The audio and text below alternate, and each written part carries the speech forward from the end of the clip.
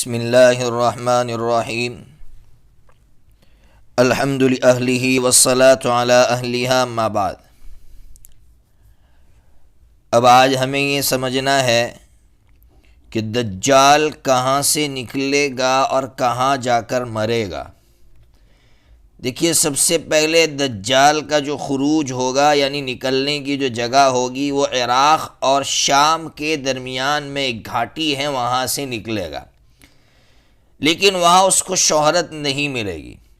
اس لیے شہرت نہیں ملے گی کہ اس کے جو سپورٹر ہیں یعنی یہودی لوگ، وہ چونکہ اصفہان ایک جگہ ہے، وہاں ایک بستی ہے یہودیہ، وہاں کے رہنے والے ہیں، اس لیے یہ جو دجال ہے وہ وہاں پہنچے گا، اس بستی میں جائے گا، اور اس بستی میں جا کر پھر ایک جگہ ہے جس کو خوض و کرمان کہا جاتا ہے، وہاں جا کر پڑاؤ ڈالے گا، اور پھر یہ جو ہے ان یہودیوں کے ساتھ وہ پوری دنیا کا سفر کرے گا، جس کی وجہ سے بہت مشہور ہو جائے گا۔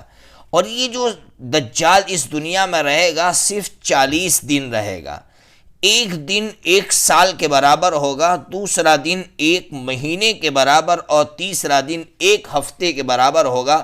اس کے بعد جو دن بچیں گے وہ نارمل دن کے مطابق ہوں گے۔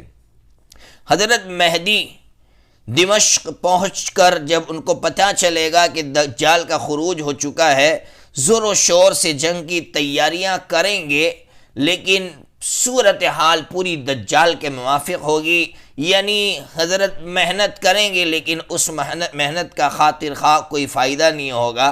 اس کی وجہ سے حضرت مہدی اور آپ کے جو چاہنے والے ہیں وہ جو ہے بیت المقدس میں چلے جائیں گے، اور دھیرے دھیرے ایک پہاڑ ہے بیت المقدس میں جس کو جبل الدخان کہا جاتا ہے، وہاں جا کر سارے مسلمان جمع ہو جائیں گے۔ جب دجال کو پتہ چلے گا کہ سارے مسلمان جبل الدخان پر جا کر انہوں نے پڑاؤ ڈالا ہے، تو وہ وہاں آ کر اس کا محاصرہ یعنی گھیراؤ کر لے گا۔ اس کی وجہ سے مسلمان سخت فقر و فاقہ میں، تکلیف میں مبتلا ہوں گے، حتیٰ کہ مسلمان جو چمڑے کی جو تانت آتی ہے اس کو جلا کر مسلمان پی جائیں گے، کھا جائیں گے۔ حضرت مہدی جب پریشان ہو جائیں گے مسلمان، تو حضرت مہدی مسلمانوں سے کہیں گے کہ اب ایک ہی چارہ ہے کہ ہم ان سے جنگ کریں۔ سارے مسلمان راضی ہو جائیں گے اور حامی بھریں گے کہ ہم صبح کے بعد یعنی فجر کی نماز کے بعد اب اس سے جنگ کریں گے۔ یہ رات سخت تاریک ہوگی، لوگ جنگ کی تیاریوں میں مشغول ہو جائیں گے۔ اس صبح میں حضرت مہدی فجر کی نماز پڑھانے کے لیے مصلی پر آگے بڑھ چکے ہوں گے، اور اقامت بھی کہی جا چکی ہوگی کہ اچانک کسی کی آواز آئے گی کہ تمہارا فریاد رس آ پہنچا۔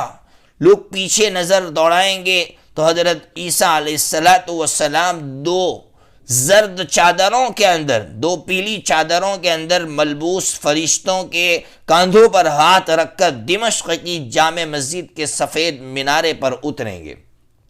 اب حضرت عیسیٰ علیہ السلام یہاں آنے کے بعد حضرت مہدی سے کہیں گے آپ کے لیے اقامت کہی گئی ہے، اس لیے نماز آپ ہی پڑھائیے۔ حضرت عیسیٰ علیہ السلام ایک نماز حضرت مہدی کے پیچھے پڑھیں گے، باقی ساری نمازیں پھر حضرت عیسیٰ علیہ السلام پڑھائیں گے۔ اس کے بعد کیا ہوگا؟ حضرت عیسیٰ علیہ السلام دجال کو تلاش کرنے کے لیے نکلیں گے۔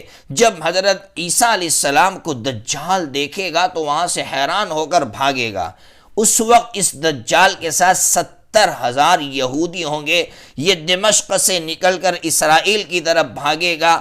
آگے ایک شہر ہے جس کا نام ہے لد، وہاں آج بھی لکھا ہوا ہے باب اللد۔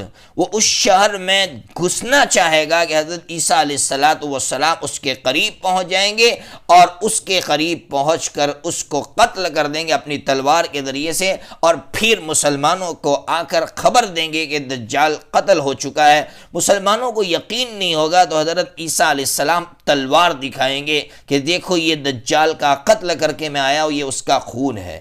اس سے سمجھ میں آتا ہے کہ حضرت عیسیٰ علیہ السلام جس شخص کو قتل کریں گے وہ دجال ہوگا، وہ ایک انسان ہوگا، آخری درجے کا شیطان ہوگا۔ اس لیے یہ شکیل بن حنیف جیسے جھوٹے لوگ جو کہتے ہیں کہ دجال کوئی انسان نہیں ہے، مسلم شریف کی حدیث کہہ رہی ہے کہ وہ دجال کو قتل کریں گے اور اس کا خون حضرت عیسیٰ علیہ السلام پورے تمام مسلمانوں کو دکھائیں گے۔